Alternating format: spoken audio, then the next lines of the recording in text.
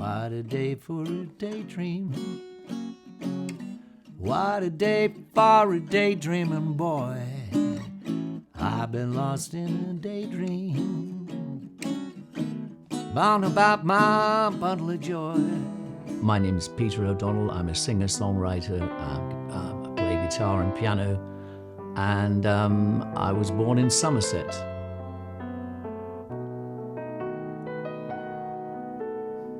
So sad like a Mona Lisa, tears that fall like crystal rain. Pictures in our mind bring on the pain. One day you fall like the Tower of Pisa, unless you believe in your man. Trust is more than just a word. Girl, you need to relax in love to help you through each lonely day. He wouldn't hurt you, break his word, believe in what he says. Girl, you mean the world to him. These days are weighing long and cold. Love will bring a smile to your face. With love you're never alone. The sun ain't gonna shine for you unless you learn to trust your man. Love ain't a thing without a girl. The sun ain't gonna shine for you. Mona Lisa's looking sad. Nearly 70 now, and I've been performing and playing since I was 14. It was my first gig. And going back then, it was folk clubs, and I got a gig to perform a couple of James Taylor songs in a folk club when I was, I think, 14, just turning 15. And I played my very first sort of 20 minutes singing James Taylor because I liked his music. In fact, I sang this song. This is the song very first song I sang live.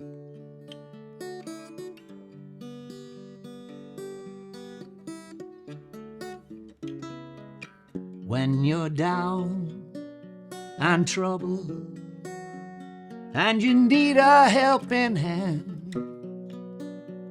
and nothing is going right,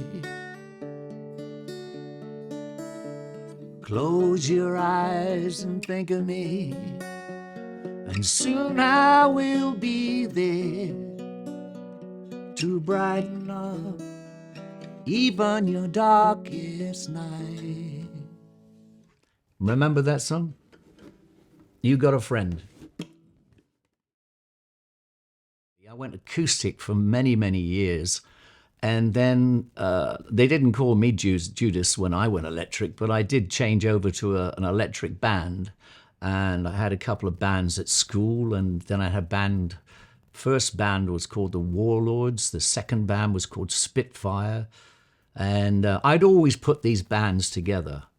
And eventually I got together with some guys, and we formed a band called Tuesday. And one day we were rehearsing in Somerset and getting our stuff together, all original material, which I had a lot to do with writing with the other guys, but I did a lot of the writing. And when this guy from London, a producer, came down and he heard us. And when he asked us about our music, and then he said to me, "Would you like to, come to London and record a song? Because I think you guys have got something." At that time, I was a young tire fitter, and I was quite fit. And this is a funny story just off the peg. I just remembered it now. I remember getting in this brand new transit truck that they gave me, and I was looking forward to my rehearsal with the band in the evening. But I went out to do this great big lorry that had a tire. And as I got out of my truck and walked into this cafe and said, "Well, where's this great big lorry, the big lorry with a blowout? Where is it?" And the guy said, "Oh, somebody else has already come and done it." Then he said to me, "Is that your car over there?" And as I looked out, my car was rolling down the hill because I didn't put the handbrake on. So I completely wrote it off. And I went back to the garage and I said, I'm sorry, but and the man looked at me, the boss, my boss. He said, "You're fired." Anyway, I was fired, so I was free. So I was quite happy. I remember rehearsing that night, thinking, I'm going to be a musician. This man wants to take us to London. We're going to get a break. Sure enough, he took us to London. We went to Pi, was the name of the record company. We went up into London near Marble Arch, and we recorded a song called Big Mr. Little Man, which is my very first song. And it actually got on to Radio 1 and was played across the whole country. And I think from that moment, I thought to myself, I want to do this. But it was quite tricky for me because at the same time, I was a soccer player and I was crazy on football. And I'd also I was invited to go to Bournemouth to play football with Bournemouth Football Club and to become a professional footballer. Well, they actually took me down there and they gave me a place to stay, and I started to train with Bournemouth. So I had this dilemma of like, shall I go into football or shall I go into music? And what actually happened was after a lot of heavy training with the football and a lot of excitement with the music, I chose music. So that was it, really. So I think I was destined to become a musician, really.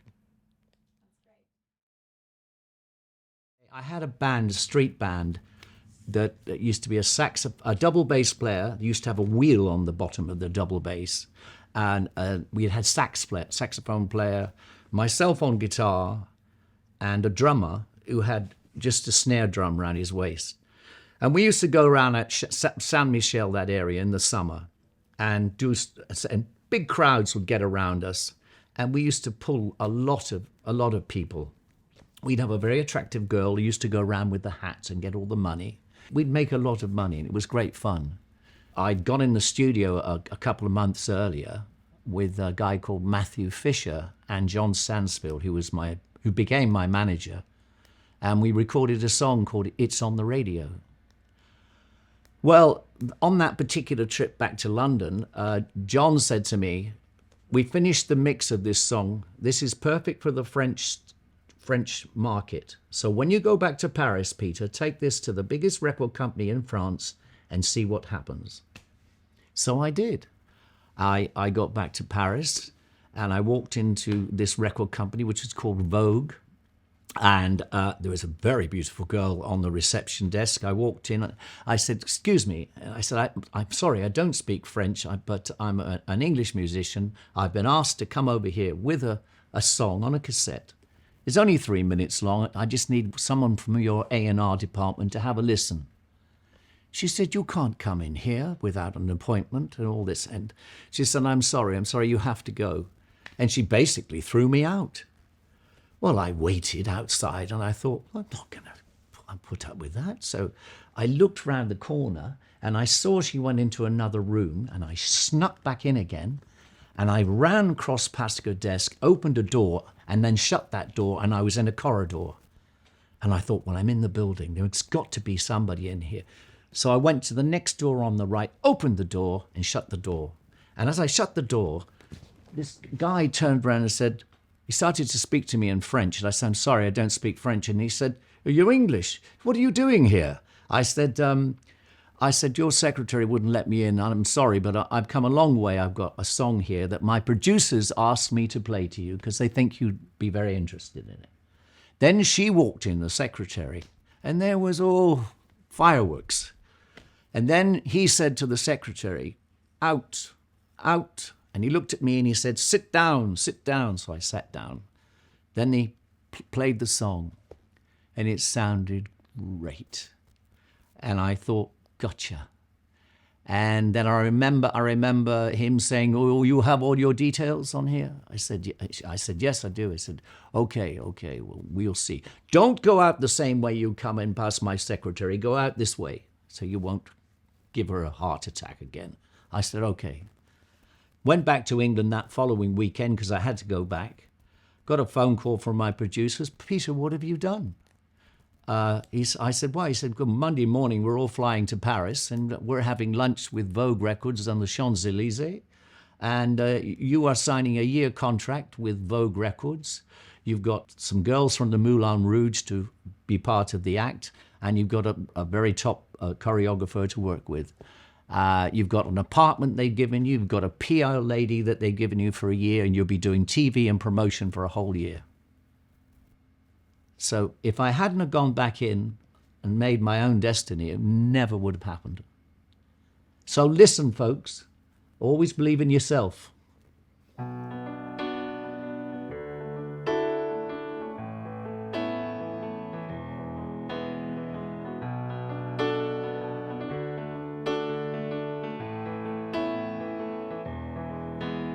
The wind blows up the prairie. Hank Williams on the radio. This Minnesota kid has left the coffee house gigs. New York City had to go. 1959 was the Teddy Boy scene. Rock and roll jukebox, Brando, James Dean. Guitar on his back and a pocket full of dreams. Bob Dylan's out to meet his world. When Bobby sings the American dream, words jump out like a Hollywood scene. A hurricane blowing at the end of the line. Always a girl that had no time for Bobby's world.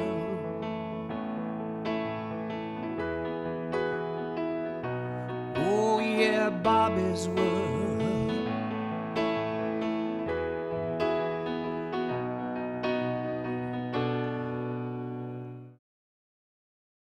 I ended up living in a place called Blackheath.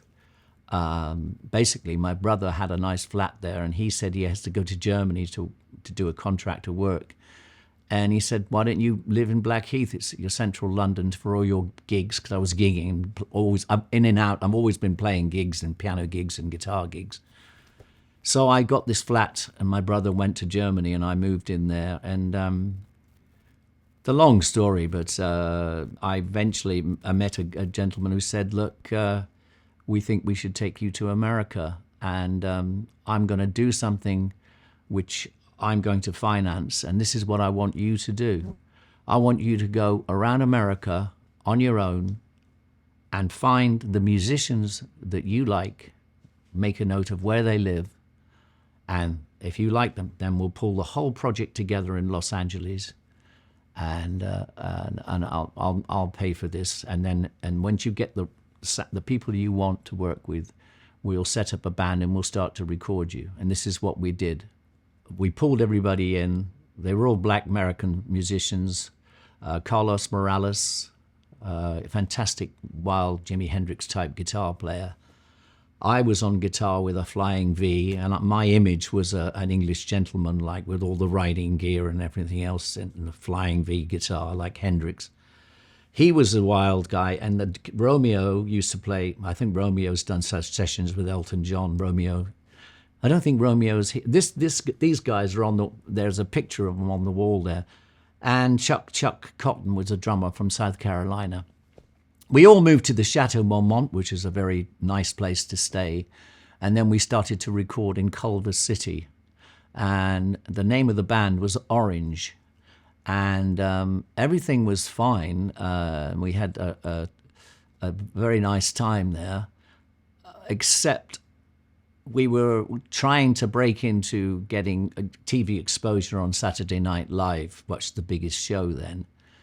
And on one night when we arrived, we were taken to a restaurant called The Dome on Sunset Strip. And we were introduced to John Belushi, who was a very famous actor and the host of Saturday Night Live. And unfortunately, he was let's say, was worse for wear. He'd had an awful lot to drink and God knows what else. Anyway, I didn't really know who he was. He was introduced to everybody, but he was obviously. Well, actually, that particular night he died. In the Chateau Marmont where we were staying. And in the morning when I woke up, I looked out. It must, well, I said the morning. I mean, we must have been around lunchtime because we had late nights of recording in those days. And I remember looking out and looking because I'm high up in this chateau. There's a swimming pool. I'm seeing there's a helicopter flying and there's police cars everywhere. And then I turned the television on, and it's the same image that I was seeing of where was on the television. And then John, there was a banging on my door, and my manager's son rushed in. And he said, "Pete, that man you met last night, he's died." I said, "Who?" "John." And I thought he meant it was John Lennon, not John Belushi. But the irony was, I think it wasn't that long after that, 2 weeks before I was to go to New York, John Lennon got killed as well. So it was a very, very bleak time. I remember it being quite a strange time. The band was great, and I'm not just saying that the band was really good. But it's called the music business. No matter how good you are, it's a business, you know. And if you haven't got that business straight, you're not going to go anywhere. I did go back to England. I had to start off all again. But I did meet two guys then. One was called Tony Soniglio, and Martin. The other one was called Martin Simons. He was the drummer. Martin used to play with the Pretty Things, and Tony was in the original band with Mark Knopfler called Cafe Racers before they became Dire Straits. So Tony was in that, but the three of us met, and because I'm a rock guitar player, we formed this trio, and we called ourselves the Ravers because it was pretty wild. One of the gigs we got, which was quite interesting, was Cynthia Lennon, John Lennon's wife, opened a new club in London called Lennon's. And I was asked with Tony and Martin if we would, and we got another musician in, because would we be the Beatle band? We played the opening set for her club, the opening night where lots of stars came on the opening night. We were on the roof of her club, right in the heart of London, doing the same set the Beatles did when they played on the roof. I Got a Feeling and all those songs, and it was a very exciting time. And Tuesday, eventually, we had a problem with being booked on a Tuesday, because you'd have Tuesday on Tuesday, and it just wasn't working. The name wasn't working in that sense. So the band became known as Casino. I was with that band for 8 years, and we were very lucky enough to have an agent who had all the big all the big concert halls in Cornwall, and there must have been about 4 or 5, maybe 6 of them. Any of the bands that were successful on television would come on touring through Britain, would have to go through Cornwall. They would have to have our band, Casino, as a support act. So that's why I ended up supporting Steely Dan, Thin Lizzy, Supertramp, 10cc, gosh, I can't remember, Procol Harum. It goes on. We supported all these big stars, and it was a great time. But that band, we got a record deal with a company, and we were sent to Rockfield Studios in Wales, where Queen were working at the same time. And we did an album there, and that album, we finished it off in Air Studios in London. Lovely story there. When we were in Air Studios, all the acts would go to have breakfast in the morning, and you'd be at the breakfast table, and Mott the Hoople were a big band, they'd be over there. Cat Stevens would be over there. There'd be Chris Jagger, Mick Jagger's brother, would be over there. My band, Casino, would be here, and there'd be a jazz band, all having their breakfast. And I was a huge Cat Stevens fan. And I remember, and I saw him leave the table, and I saw his manager still there, and I went up to him, I said, "Excuse me." I said, I'm from the band Casino. I said, "We're recording next door." I said, "I'm a huge fan of Cat Stevens." I said, "Is there any chance I could come in the studio and say hello?" He looked at me, he said, "You want to come in the studio?" He said, "I'm not even allowed in the studio." But it was a great time. So we recorded this wonderful album, and actually the single actually went in the charts. And we were touring in Germany because that's what they used to do when they're trying to break you. They put you on a tour and try and keep the momentum going. And we were told we had to go back to London to do Top of the Pops, which is the big program. And we went back, we came back to London. We were told, this is great. We've gone in the top 20 and we're going to do Top of the Pops. This is it, our big break. But there was a strike, something to do with the BBC, the cameraman, some BBC strike that happened. And there was no show. And then the following week, there was no show. And the following week, there was no show. So in the meantime, we were sent back to go and finish our tour. And in doing so, by the time the shows all came back on again, we had dropped out of the top 20. So we could no longer do the show. And I've often thought this day, because I'm still a working musician, singing and performing. And in those days, there was an awful lot of substances going around, and, a lot of people didn't make it. It was a pretty wild time. Maybe it's just as well I didn't make it, because I'm here to tell the tale. When I was in New York, some film people, I came to their attention. And in those days, I used to have jet black hair. And I got a gig down on Bleecker Street. I simply walked up when I had not very much money, and I didn't meet these film people. I wasn't on any salary, and life was pretty lean. And I remember walking into Bleecker Street where all the jazz musics were, and I came across this bar called Preachers with a piano in it. I saw the piano. So I went across in there and got a half a beer, and I sat and played a couple of things on the piano.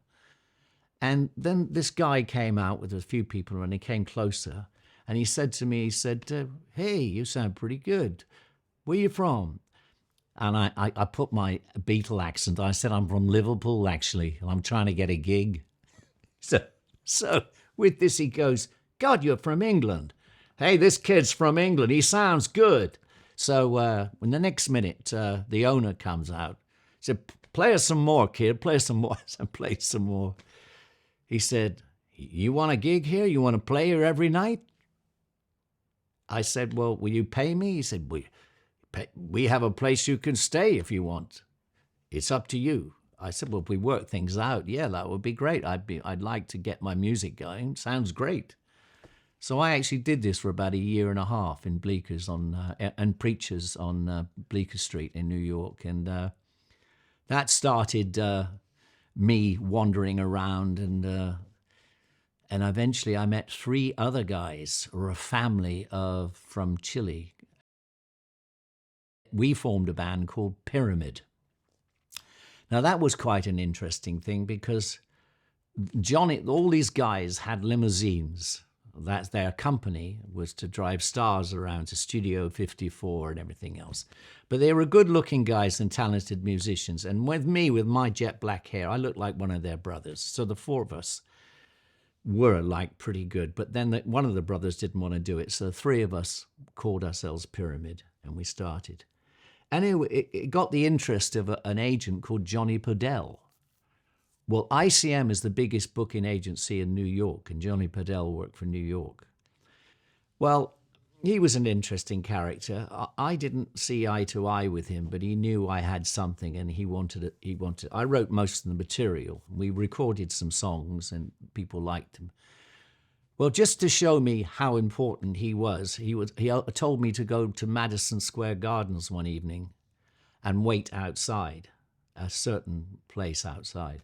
And then somebody came and collected me and took me into the dressing room.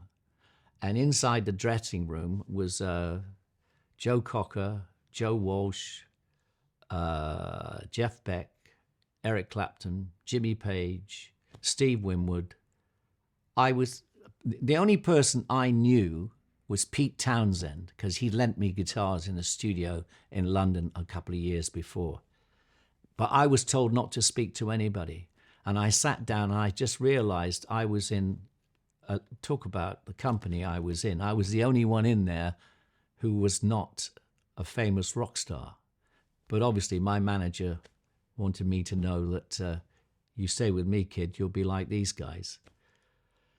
But it wasn't that easy, because as much as we did stay with him, we did do some recordings, but let's just say he had some issues with drugs and things, and it wasn't easy. And eventually, I came back. I just had enough, and I just came back to England. But I kind of feel like that was a very interesting time. I kind of felt like, well, I'm never going to get as near as close as, I remember sharing a lift with Ahmed Ertegun, who was the biggest promoter in, and I was that close to actually getting a big deal in New York with a big record company like Atlantic, I think it was.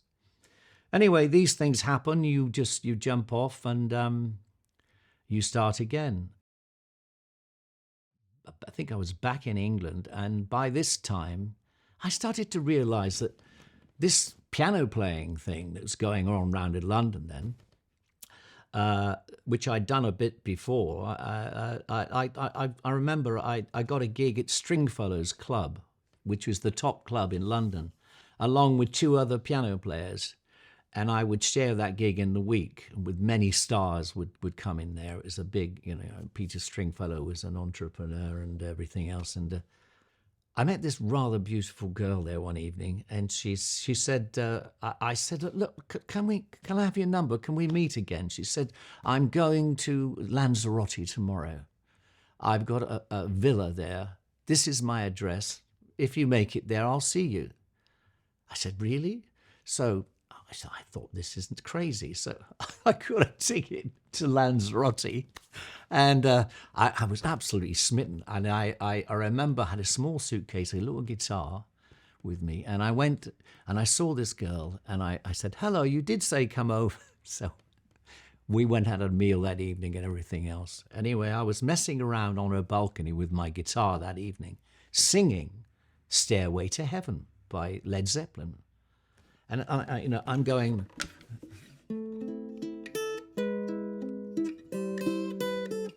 and as I'm singing, there's a lady who, I'm singing away like this and having a great time.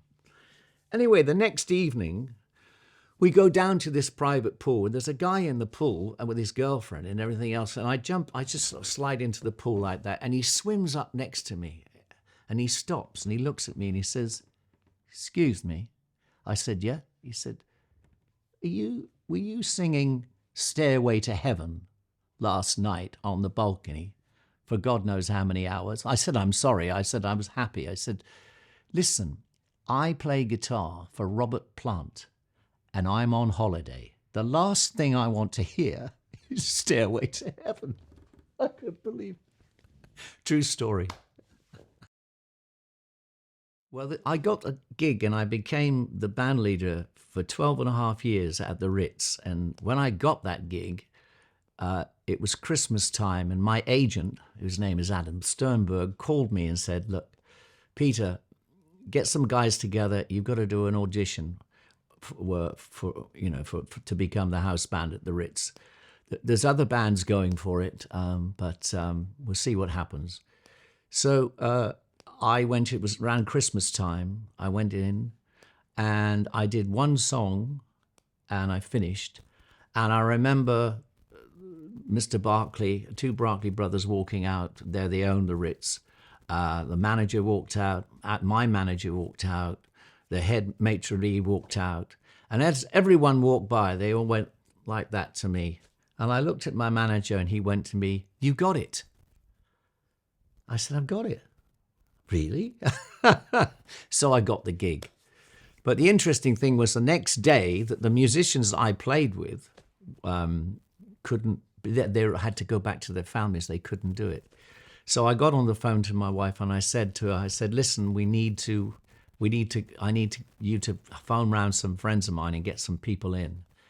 So in doing so, I got some new faces and I managed to do a show the following night, which they wanted me to do.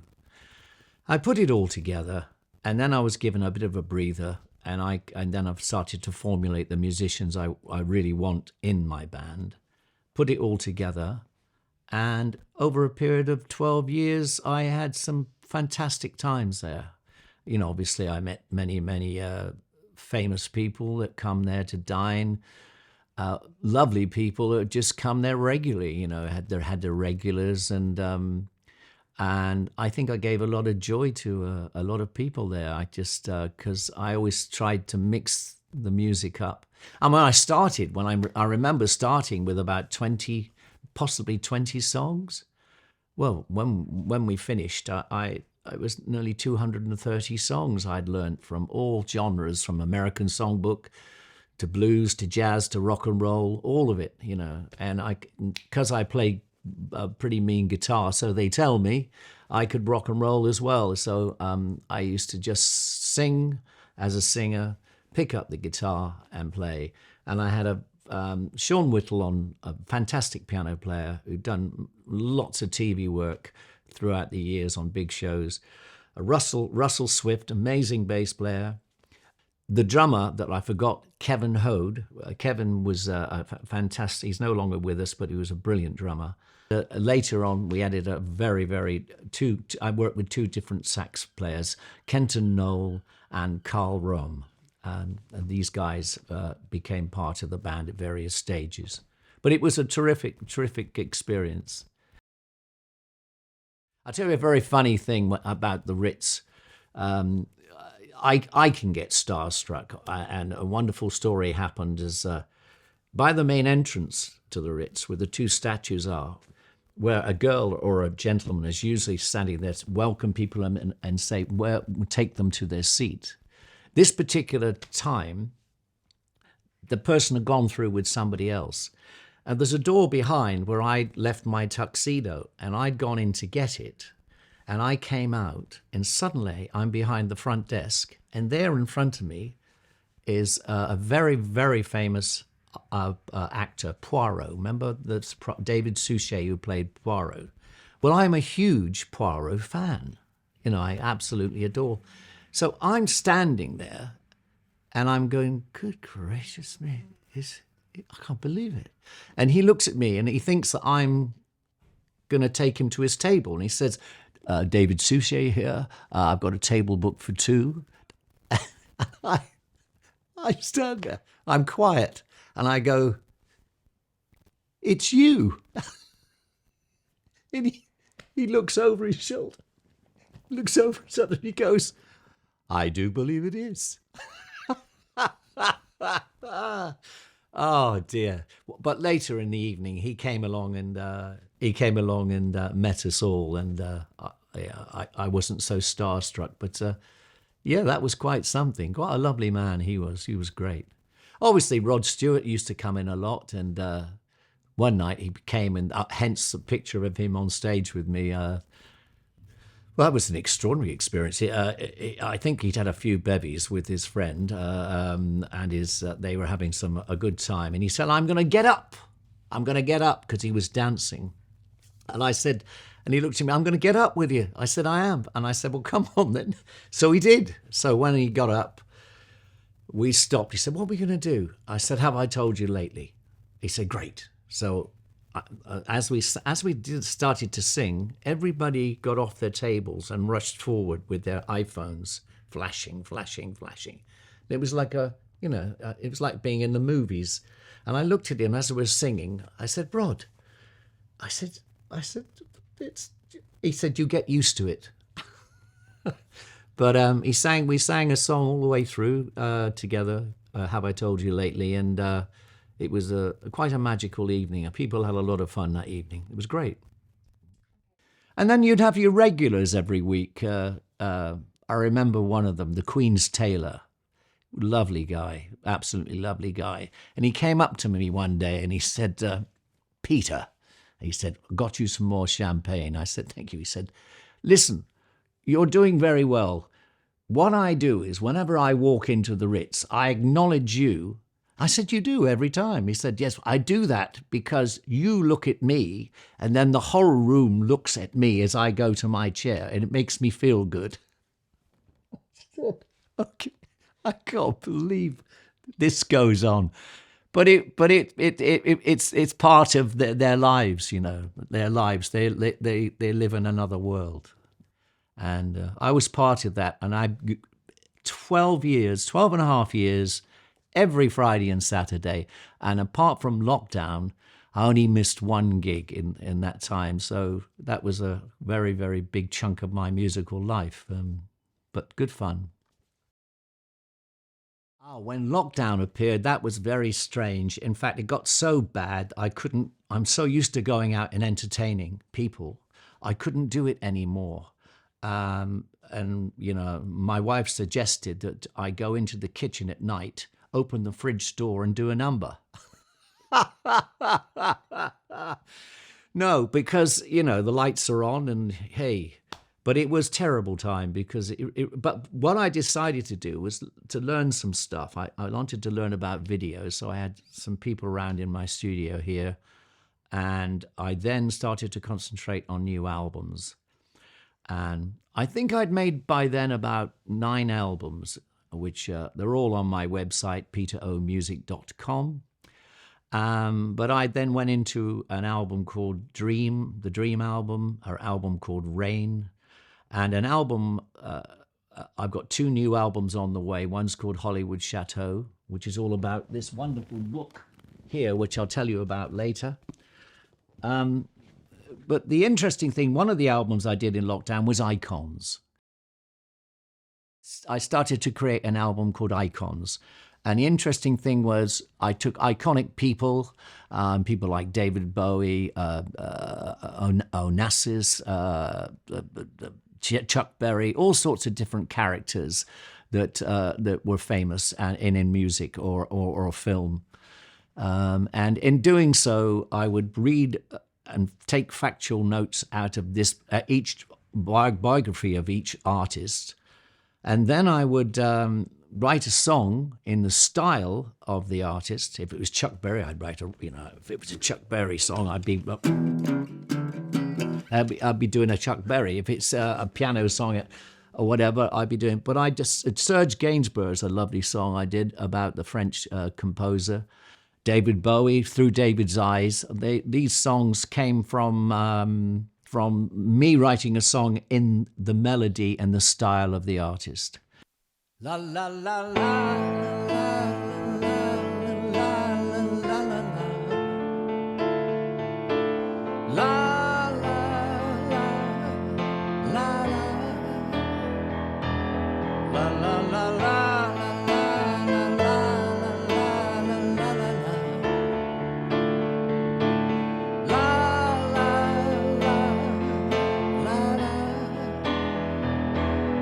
Spanish gypsy taught Lucien guitar. He could busk on the street with a jar. GIs liberated France. Chevalier was such a big star. Smoking gitans and drinking the dream. He studied art with the cubist machine. Call-up papers now stand in line. National Service 1949. Serge Gainsbourg will make his mark in time. His soul in jazz with beautiful women and wine. Serge Gainsbourg is about to blow your mind. La la la la la la la la la la la la la.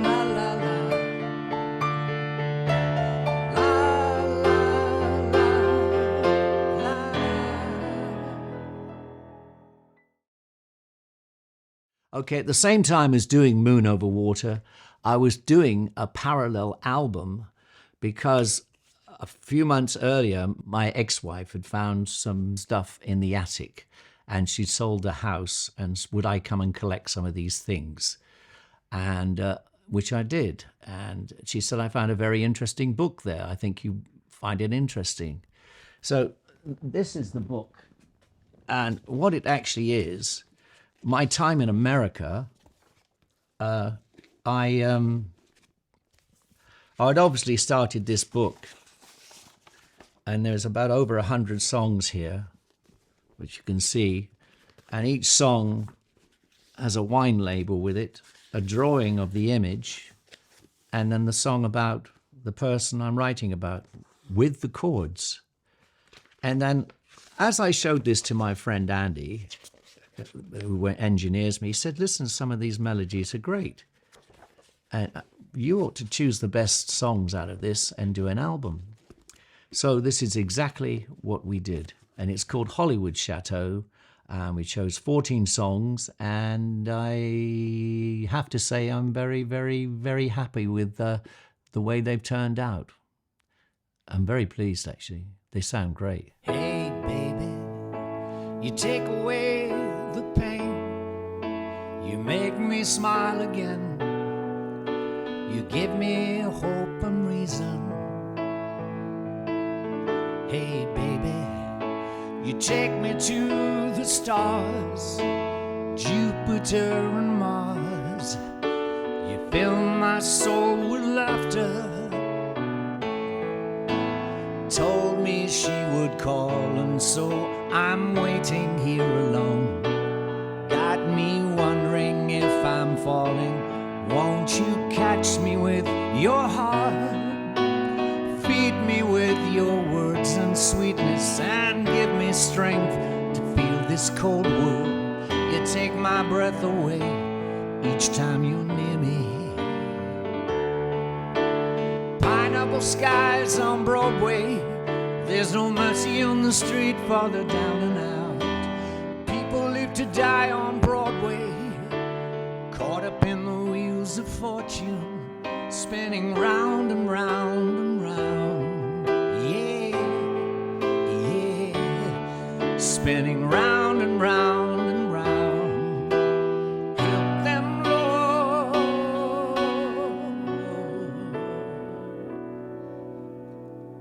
There's an extract from that song, Pineapple Skies. At the same time, I came up with this particular song called Hollywood.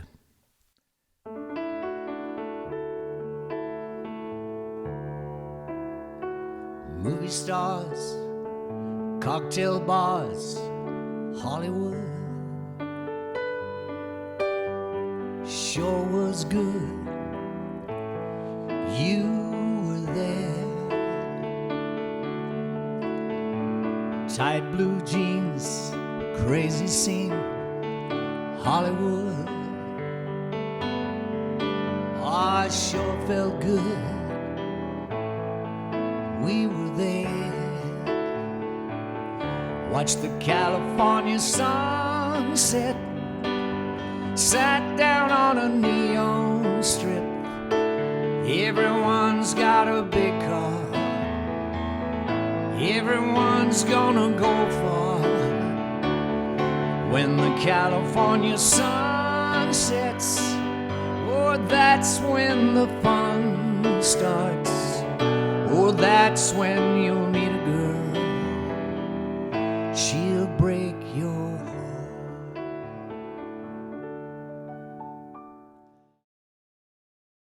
At this moment, I've just finished an album called Moon Over Water, which I've had mastered by, I'm working with a guy called Andy Ellis, who is a fantastic musician, producer, engineer, and he's been working with me in a blues act, playing a live act called the Blues Cats, and he's been helping me for about a year and a half now put together my music, and he's helped produce and he mixed as well this album, Moon Over Water, and has got some interesting tracks on it. My Lucky Star, Can't Wait for Summer, and Night Walking. And the interesting track, Night Walking, on that album was inspired by no one felt safe to go out in those days to meet people at all. So people for exercise, because you needed to get exercise. I still do today. I do a 4-mile thing about 6 a.m, a run and a walk, and I still do it. And in doing this, I would go in about 4 a.m, night walking, when there's no one else around. But of course, what actually happened is everyone else had the same idea. So you get 4 o'clock in the morning, you get the more people on the beach than you ever seen in your life. No, but it did inspire me to go out and do things, and I got some nice Can't Wait for Summer is another song. I was just dying for the sunshine and the beach and everything else, because it did seem like we were just cooped up. We couldn't work or perform as musicians. I know other people had the same problems, and I'm not the only one, but I did feel like the only way I can get out of this is to get into my head and into my music. I got inspired again now. I play a regular gig every Saturday over in Rye with a guy called Andy, and we play blues. Now, I've always been a blues guitar player. I was inspired by sitting in my dad's lorry. I was 8 years old. My dad was a truck driver, and he turned the radio on one day, and the song came on like this. What a day for a daydream. What a day for a daydreaming boy. I've been lost in a daydream, bound about my bundle of joy. And I said to my dad, I said, Dad, what's that music? He said, I don't know, it's a pop song. I don't know. He had no idea. My dad was a clever man, but he didn't know. Anyway, later on, that's a blues progression, that whole song is. And so my first attraction, real attraction to music was blues. And I thought, I love that blues stuff. To see some music publishers in Nashville. I went all the way to Nashville, took my guitar with me. I had a couple of country songs I'd written, and someone gave me a publisher to see there. So I got out of my motel, I'd hired a car, and I went to see this publisher. Well, I don't know. I couldn't tell if it was a good reaction or a bad reaction. Anyway, I had the meeting. I went back to my motel. I said, well, I'm going to go out and listen to some country music in a club or whatever. So I went down the road, found this bar, went in there, someone's playing music in there. And I went, oh, God, this is awful. I don't like this. It's just not, it's not. I looked on the bar and I saw B.B. King playing in his own club, BB's on Beale Street, then the date. I said, barman, and he came over. He said, yeah. I said, where is this happening tonight? Yeah, that's BB's club. That's about 2 miles down the road, Dad.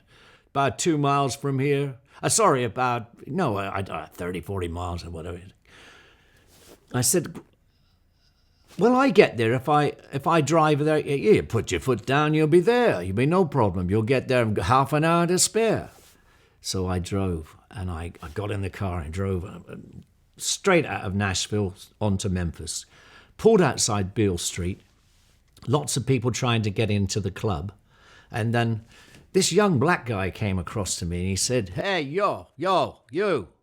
I said, yeah. He said, hey, you can't park here. You can't park your car here. You idiot. You can't. He didn't say it. It was the same thing in America, whatever. You can't. I can't remember what he called me, but I said, I'm sorry. He said, I said, I'm a musician. I said, I love B.B. King. And I said, I was in Nashville and I've just driven here. I'd love to see his show. He said, you're a musician? I said, yeah. He said, park your car around the corner. Go right around through the crowds, round the back and park it. And come back around and go through the main door, go around the side and knock the door there. So I came back again and I knocked the door. I opened the door. He said, you. So you're a musician? I said, yeah. I said, I brought my guitar with me because I don't like to leave it in the car.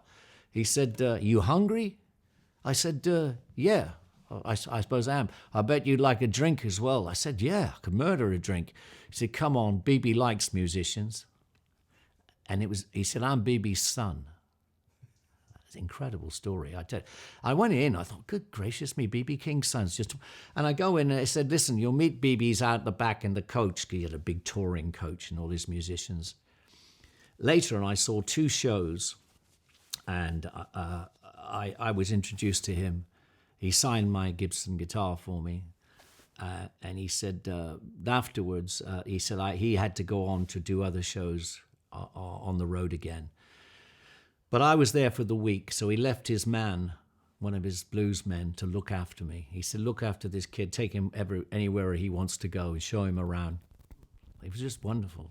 I went to see Elvis's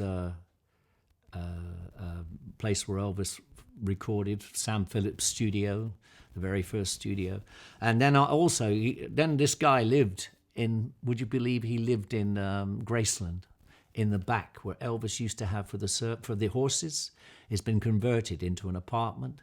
And this guy lived in Graceland. So when we drove up the path to Graceland, I'm on the car, I'm going, I recognize it. This is where Elvis lived.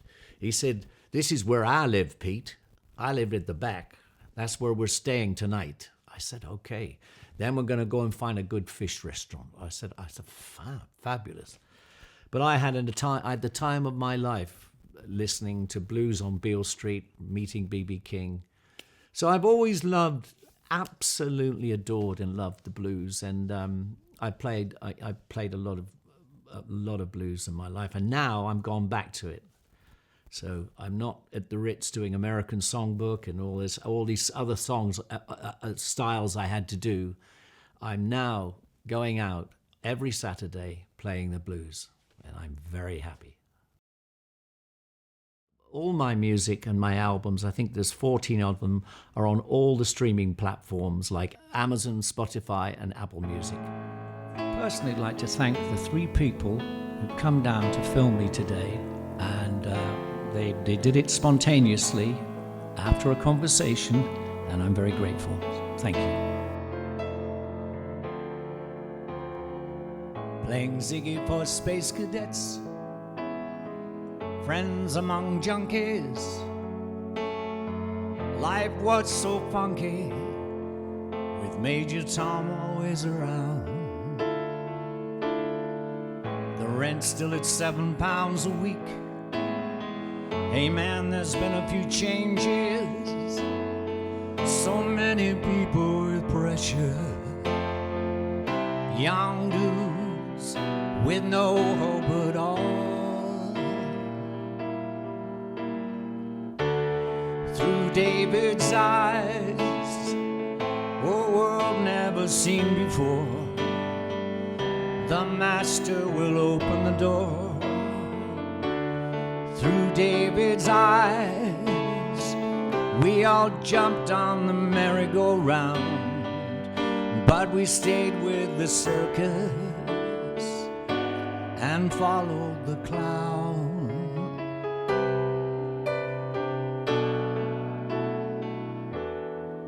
Change your hair, change your mind, change your life one more time. Behind the mask, you will